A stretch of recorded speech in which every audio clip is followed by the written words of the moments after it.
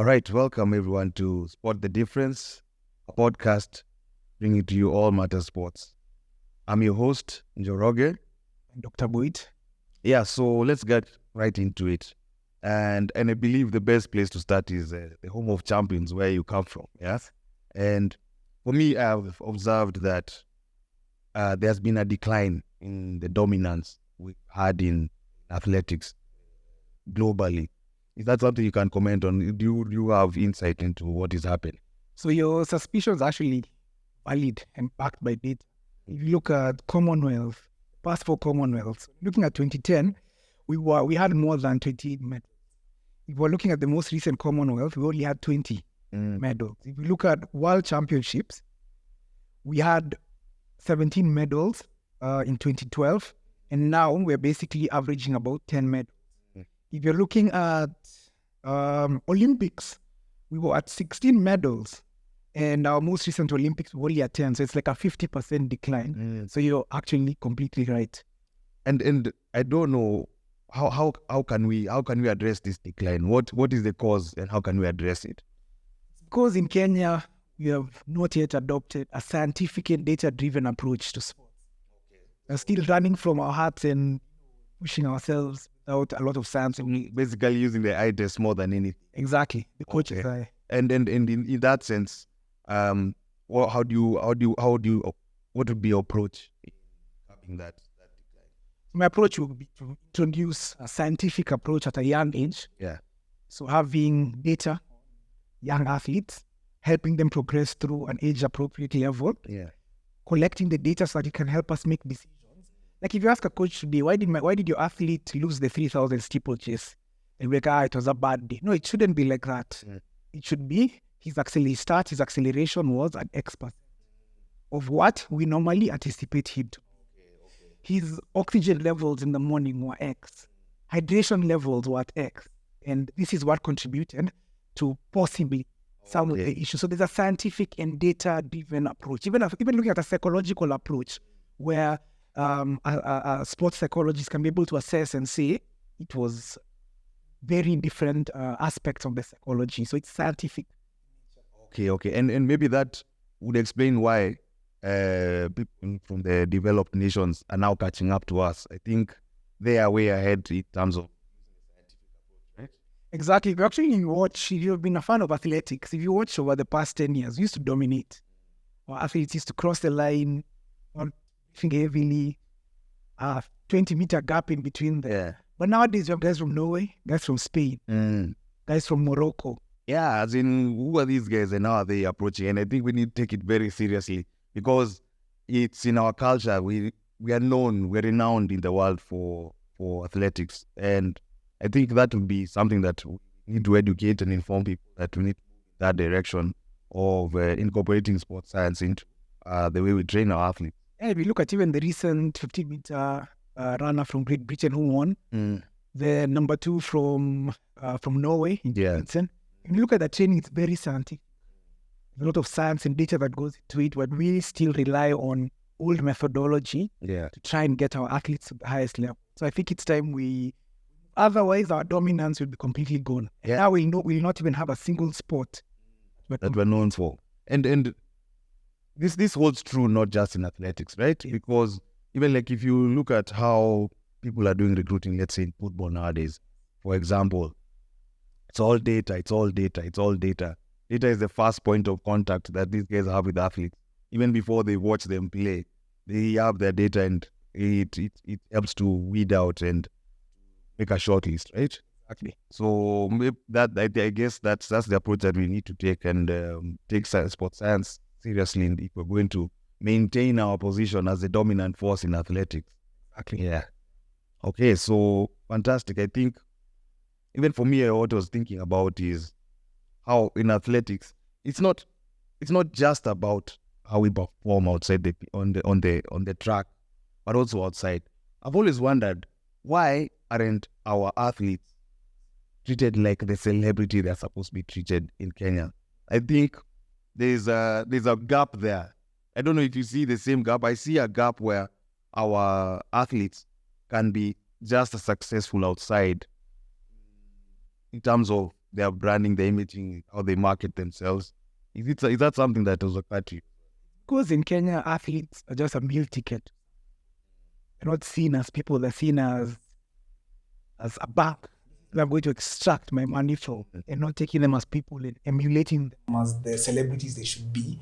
I think that's the starting point. It needs to be athlete-centric. Whenever you put the athlete at the center of the discussion, that's when we're going to evolve in sports. Okay, and I think that's endemic, or rather spread out in terms of the way, at least the way I see our approach in sports in Kenya is that many a time the athlete is usually the last consideration. For example, let's say we have Olympics. Before guys have thought about facilitating the athletes, there is a whole trickle-down effect where resources are kept by officials and for other things other than the athlete. I think we have it upside down in terms of how the resources don't get to the athlete the way they should, and it makes it difficult because, for example, in rugby, we have semi-professional players. These guys have to do a job. I mean, you're a banker by day, then you go and train in the evening, a couple of hours, and you're supposed to compete with guys who are training from morning till evening. So that approach, I think, is something that we need to look at in terms of creating more professionalism in sports. I don't know how we would go towards that, but maybe you can give some insight. Yeah, so the thing is, killing and rotting sports, first of all, with corruption. Yeah. But as I said before, putting the athlete in the center of the discussion. Athletes need to be sitting at the table of governance. Yeah. For us to be able to remove ourselves from this. It's like a pandemic. It's endemic. Yeah. It's everywhere. And that's the thing, because you find that most conversations about the governance and running of sports, athletes are not in it. They're actually just subject to decisions rather than being part and parcel of making decisions. And I think it's good that we highlight, like in the Sports Act, right?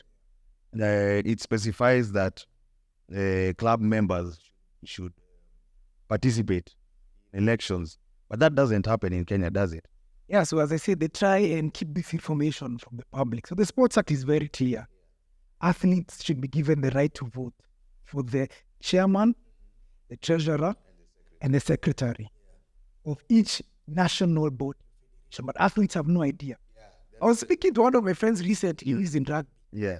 And he had no idea that he has the right to vote for the club chair. No one knows. Because the Sports Act defines a member as the officials and the athletes. So I think it's important that you guys know they're out there. If you're participating in sports under any national body, it's your right to vote. It's your right to vote in the governance of that institution. And maybe that way we'll have athletes putting their voice there. Because the problem in Kenya is that people are driven by self-interest. So you find officials get to that position, all they want to do is fill their pockets or, meet their own agendas. So it's so important that, number one, we educate and inform our athletes. It is their right. It's not something they need to bargain with anyone for. It's their right under the law, and they should be able to the governance of their sports. Exactly. And even if you're looking at the FKF issue they're having right now, yeah, where athletes are actually asking for fresh elections, they're feeling the current leadership is not taking their interest into heart. Football is one of the few sports in Kenya where they have unionized as athletes. Yeah. So they have a sports union for athletes, and they're fighting for their rights. And I think that's the direction we need to go. Yeah. So maybe adopting that also in other sports. All athletes need a union, and they need to hold their leaders accountable. Yeah. I think that's so important, because that's something that is lacking in our leadership in Kenya, and accountability has to be the way that we go forward if we're going to make any concerted, lasting change. And the unfortunate thing is that we have so much talent, and that I think that's the painful part. If you look at, if you Just go out there and you watch the guys who are playing this tough football, maybe wherever it is. There's so much talent, but at the end of the day, it's just mismanagement and corruption that keeps us down. But that being said, I think maybe another discussion about rugby, since the World Cup is with us, which is so fantastic. And for the love of God, why don't we ever qualify for the World Cup? I remember you were there, the repechage. I went to the team. It was in 2018. 2018. Yeah, trying to qualify for the World Cup in France. Yes. Now, from that point of view, what do you think we need to do as a nation and for our union to take the next step, to not just be on the brink of qualification, but to actually make that World Cup? What do you think we need to do? We need to start the lowest level with the children. So we need to implement some of this scientific approach training at a lower level, primary school. Because what happened when as we're trying to qualify for Rugby World Cup, I was just watching the training session. I'm not a coach in rugby, granted, but I was seeing we were learning very basic things at the national team. You're learning how to do a good pass, how to scrum appropriately. Those are things that have been taught at high school. So now you're just perfecting and speeding it up. Yeah. And for the listeners out there, I'm sure you're wondering what this NextGen is here on our t-shirts. We run a sports academy, multi-sport academy for children. So we're trying to get it right from a young age. Basically implementing a scientific approach and data-driven approach to training from a young age, in a multi-sport environment. Yeah, awesome. Way to plug it in. So I think, what's important is that the way I view it is that getting the basics of rugby or any sport should be taught at a very young age, so that it becomes part of you, muscle memory, and you find like even in our national team, you find many in our rugby national team, you find many people started playing rugby at high school level. But if we start at a young age, you get the fundamentals. Then when you proceed to high school, now is when you start to learn the technical aspects of the team game. And by the time you're in club rugby, you would be making schoolboy errors. That's what they call it, yeah? So I feel like sometimes we're still making schoolboy errors at the national level, at club level. And the way to curb that is by joining NextGen Multisport Academy, right? Yes. Where we train kids in football, basketball, athletics, and tennis. And the outright, the way I see it, is that getting that sports IQ, that sports acumen at an early age, and it will help along the way. You'll find that that's how it is in developed nations. That's why us guys can't compete with anyone, England, South Africa, because of that disparity. So I think to bridge the gap is we have to start early, and I think that's the biggest thing. If anything, obviously we need a national policy and a long-term plan of how we're going to develop the game, but that also has to be complemented by starting at an early age. Yeah, exactly. I'll also applaud the Kenya Academy of Sports. At least when it was instated, the idea was fantastic. Yeah. Let us have as many academies across Kenya. the country. Yeah, But as I said, sometimes the problem is implementation. Like we have this new Talanta Hela initiative. Yeah. It's a fantastic initiative, but the problem, it has its flaws. But I think if streamlined, and if having partners such as NextGen to sort of help the government expand the sports. Because what happens is some of these initiatives are set up for try and get public interest. But in depth, when you look at the policies, when you look at some of the strategies, they're fundamentally flawed. Okay. Yes, from the talent identification to talent development policies, it requires a bit more effort rather than it being publicized as this.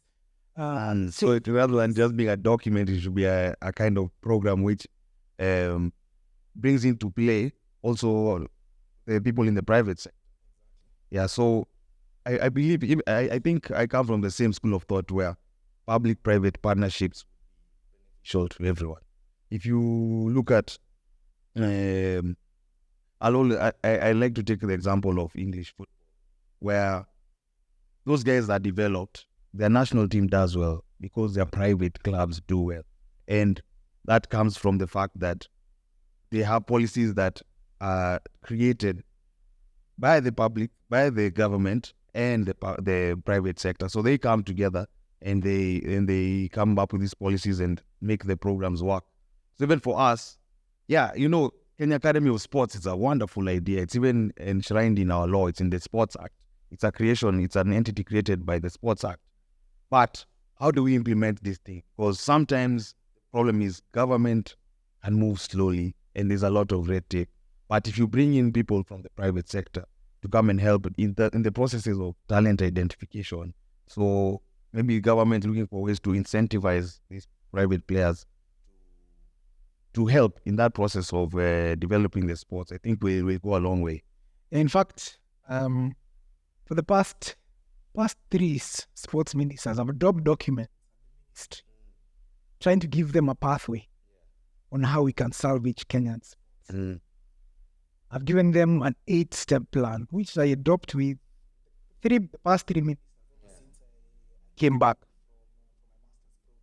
Okay. And it's not being implemented, but the first step, that's very important, is data. Do we know what is currently on the ground? How many football fields do we have in Kenya? How many basketball fields? What is their state? How many coaches do we have? At what level? Yeah. How many athletes do we have? At what level?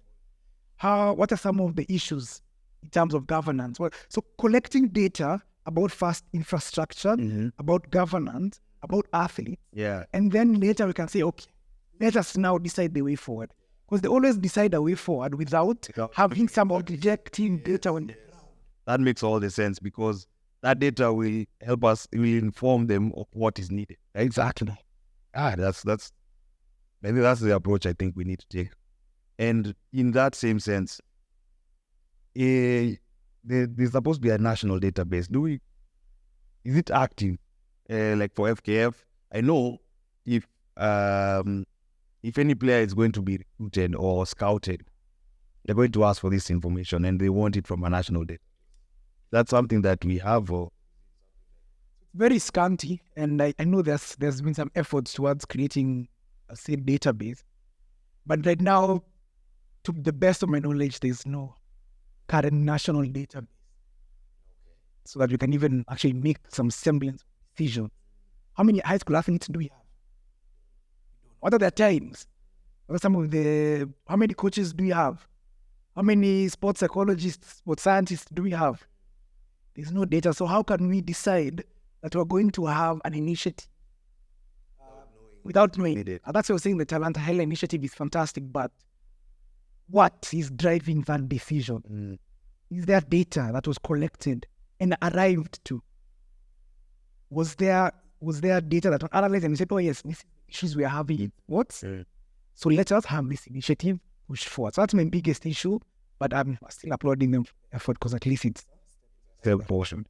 I think the large takeaway here is that we need to move towards sports science and having a data-driven approach to how we look to develop sports, right? Exactly, and professionalism, because I keep even arguing with some coaches. I keep telling them we need to create something called a long-term athlete development program, which creates a general framework of how coaches should do practice. The lawyers have it, the doctors have it, but in sports, our coaches are saying, no, sports is an art. Let us express ourselves as coaches. Do not tell us what to do. But having a general framework will help. You're a lawyer. No, there is frameworks. Yes. So why is it that in sports we want to just approach it in a haphazard, in a very random manner, a gangu manner? There needs to be a policy, a framework. All coaches need to be certified. We need to be applying for annual practicing licenses every year. Yeah. We need to be doing continuous education programs where we get points like the doctors and the lawyers. Yes, exactly. But there's been a lot of fight, and I don't know why. It's about setting standards. I think once those standards are set, and I believe there's always resistance to change, especially when you're just stuck in your ways. There'll always be resistance to change. But I do believe that's an approach that we can also look look towards, going towards. And for me, I feel like where we are as a nation, we are at a tipping point. And honestly, the way I see it is from your point of view. If we go in the scientific way, then we'll make a lot of it. If we don't go in that direction, soon even athletics. Even athletics, oh my God. If we lose athletics, what we'll be known for? Rugby now we're heading towards losing athletics. Because the gap is big. And I think it's getting bigger. And we're under threat. And it's unfortunate because I keep saying, so talented as Kenyans in any sport. If you look at, I remember when I was watching the qualifiers for World Cup at repechage when in France, and those commentators couldn't stop just gawking at the physicality of our Kenyan team. You look at these guys and you're like, okay, these are specimens, but we have 14 knock-ons and a half. It's unfortunate, but if we don't do it, if we don't move to the next level, we might lose dominance in everything and go the way of football, which is always in disarray. It's unfortunate, but that's how it is. Yeah, in fact, even me, in terms of summing up everything, there are 3 things we need to do to salvage Kenyan sports. And I hope people out there listen. Number 1, athletes need to be at the center of governance. Athletes need to vote in. The president of FKF needs to be voted by athletes. Not by their friends. And not by their, let me not say for this, but the other knowns out there. Number 2 is we need to follow a scientific approach to our training. The science for 50 years of how the human body works. Why ignore that? Can use that as a term? And then it's only getting better and better. Better and better. Technology, exactly. And number 3, data. Data is our friend. Making decisions based on a number is good. At least it's objective. It's not a feeling. It's not like I'm feeling that. Yeah, I'm not feeling that this player should not be on the field. There's data. X, Y, and Z, and that's very easy. You can actually just sum it up on those 3 things. And of course, as I said, I forgot. Adding a national framework or policy for sports. Yeah. I was saying that long-term athlete development program for the time a child enters class 1 to the time they're exiting the national team. What is our framework?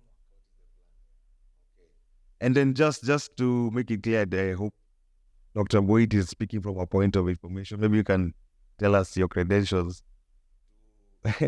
give some weight to what you're saying. Yeah, so I have a master's degree in sports medicine and health science. Yeah. And I have a PhD in sports is my passion. I was also a swimmer. So I'm for the national team for 6 years. So I'm not just speaking.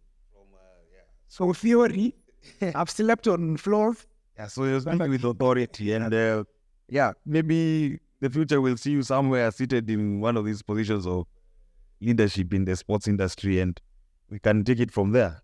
Yeah, perfect. In fact, I'm looking forward. I've tried over the past 6 years. I've been gatekeeper, but we're going to break down those gates. Sports has gatekeepers. That's why there is no doubt about it. But, I mean, with the right goodwill and the right approach, politics in any setting. So even you need to grow. You need to grow into it. But in the meantime, we're doing great work at NextGen Multisport Academy, guys, located at Public Service Club. I train kids from the age of 4, trying to implement this vision that we have. I think that's where we're starting from. And starting at a grassroots level gives us the best opportunity. And if we can meet halfway with our government and other private sector players and come together and move towards a national policy that will benefit. Thank you, guys. That's been our first episode of Spot the Difference. I hope you get it. We'll be coming to you with all manner of sports, talking all things sports, basically giving a platform to athletes to discuss their grievances, show us their views, what they believe we need to do as a nation to move the sports agenda forward. So thank you, everybody. Kindly like, share, comment, subscribe. We'd really appreciate it. Thank you. Okay.